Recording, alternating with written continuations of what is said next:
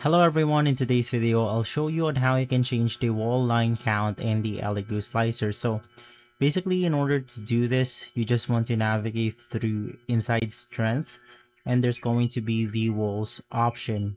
So if you want to increase the wall line count, you want to modify this wall loops option.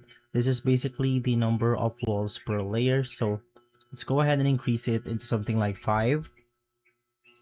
And now if we click on the slice plate option, we can then see that we have successfully changed the wall line count onto our Elegoo Slicer. But if you're using something like the Elegoo Cura, it's going to be inside the gear icon right here.